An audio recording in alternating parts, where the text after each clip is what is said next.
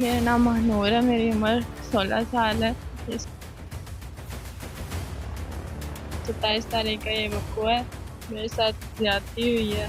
Gun point पे उन्होंने मेरे साथ अगवा करके मेरे साथ ज़्यादती की है और मुझे अभी तक कहीं से भी इंसाफ, मेरे साथ 2 लोगों ने ज़्यादती की है और मुझे अभी तक कहीं से कोई इंसाफ नहीं मिला। मेरी मरियम नवाज़ साहिबा से अपील है, दरख्वास्त है कि मुझे इंसाफ दिया जाए। अगर मुझे कहीं से भी इंसाफ ना मिला तो मैं खुदकुशी कर लूँगी, अपनी जान दे दूँगी। मुझे इंसाफ मिल दिया आप कहाँ की रहने वाली हैं? जाए। मैं गाँव बुध की रिहायश में, कहाँ पर है ये? गाँव कोटा दक्षिण से आगे। कोट राधा किशन से आगे। हाँ जी, तो जिन लोगों ने ये सब किया आपके साथ वो कहाँ के रहने वाले हैं? वो हमारे गाँव के हैं, आप जानती हैं? आज हमारे हमसाए हैं। देखा हुआ है आपने, पहचान की? हाँ जी, आपकी FIR हो चुकी है? जी हमारी FIR भी हो चुकी है, मेडिकल भी हो चुका है, पर 164 के बयान भी हो गए, पर अभी तक मुझे इंसाफ ये नहीं। कितने दिन पहले की बात है? ये 27 तारीख का ये वक़्आ है और इससे 2 दिन बाद मेडिकल भी हो गया है और 164 के बयान। वो तफ्तीशी ऑफिसर मेरी बात नहीं सुनते, वो लोग क्यों नहीं सुनते, वो क्या कहते हैं? वो लोग मेरी बात ही नहीं सुन रहे बिल्कुल। बात क्या नहीं सुन रहे, क्यों नहीं सुन रहे, क्या वजह? वो मुझे उनके साथ साज़बाज़ हुए पड़े हैं और वो उन्होंने उनके से पैसे लिए हैं कुछ भी, तो इसलिए वो मेरी बात नहीं सुन रहे। भाई मुझे इंसाफ नहीं मिल रहा अभी तक। आपको उठाया कहाँ से उन्होंने? मेरे घर से कितने बजे? 12:30 से 1 बजे के दरमियान। दोपहर को? हाँ जी, ठीक है। और फिर वापस कब आपको घर छोड़?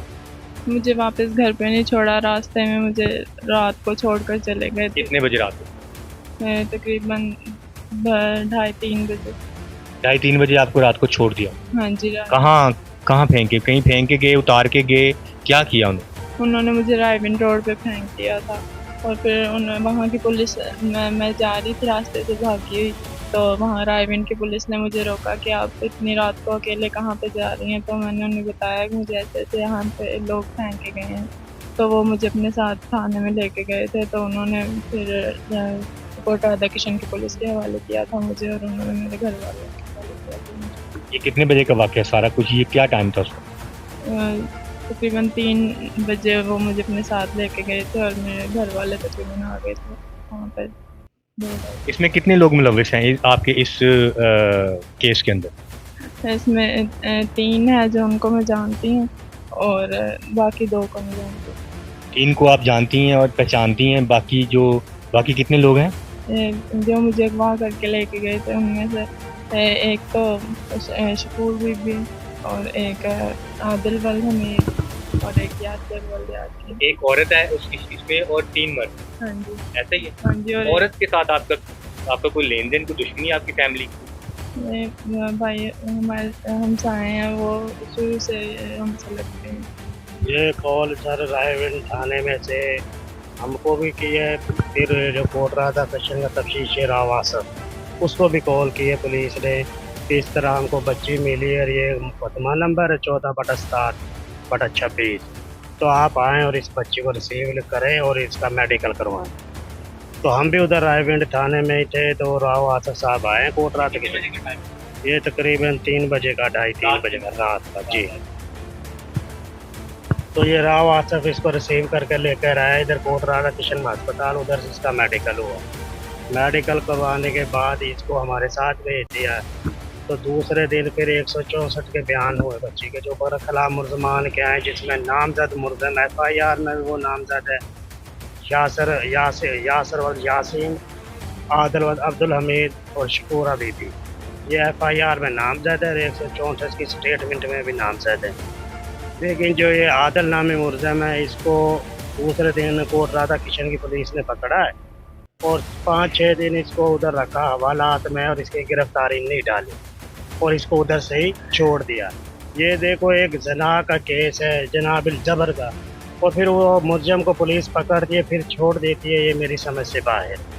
और जो इसमें नामजद मुलज़म यासर है वो अभी तक सामने नहीं आया, उसको पुलिस ने गिरफ्तार ही नहीं किया। तो ये जनाब अगर पुलिस साजबाज मुलज़मों के साथ पता लगता है, जब एक मुलज़म को पकड़ के छोड़ दिया है तो पुलिस हमारे साथ तो फिर नहीं ना तावन कर रही, ये उनके साथ ही साजबाज है और हमारी आला हुकाम से अपील है कि इस बच्ची को इंसाफ फरहम किया जाए। और मैं मरियम नवाज़ वज़ीर आला से भी दरख्वास्त करता हूँ कि आप कहते हैं कि औरत हमारी मेरी रेड लाइन है, ये तो रेड लाइन आपकी क्रॉस हो रही है। आपने ये आज 27 तारीख का वक़ूआ है, 15-16 दिन हो गए, आपने मरियम नवाज़ साहिबा अभी तक नोटिस क्यों नहीं लिया? इस पुलिस वालों से क्यों नहीं पूछा कि मुलज़मान है जो गिरफ़्तार क्यों नहीं कर रहे? ये बच्चियों के साथ ज्यादती हो रही है। मेरी तो समझ से बाहर है कि जो पुलिस है ये मुलज़मान को क्यों नहीं पकड़ रही। मुद्दाई जो बच्ची का वर्षा है उनको तहफ़्फ़ुज़ देने के बजाय मुलज़मान के साथ साज़बाज़ है। लिहाजा मेरी आईजी पंजाब और जनाब डीआईजी से भी अपील है कि जो ये पुलिस में ये काली भेड़ें हैं इनको पकड़े, इनसे इंसाफ की हमें दुआएं और ये बोले कि ये रिश्वत थोड़ी छोड़ देंगे जब पुलिस वाले तो फिर ही ये मुकदमा आगे चलेगा, वरना बच्ची को इंसाफ नहीं मिलेगा। अच्छा, इस केस की जो जो कर रहा है तफ्तीश, वो क्या नाम है उनका? उसका नाम है राव आसफ एएसआई।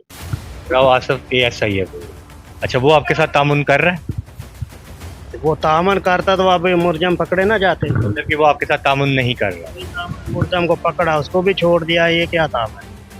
इसके अलावा आप कहाँ कहाँ गए? हम जनाब डीएसपी कसूर और एसपी कसूर के पास भी गए। तो कल एसपी कसूर ने कहा कि जो मुलज़मान हैं इनको आप क्यों नहीं पकड़ रहे? तो वो कह रहा सर अभी लोकेशन नहीं आ रही, सामने नहीं मुलज़म आ रहे।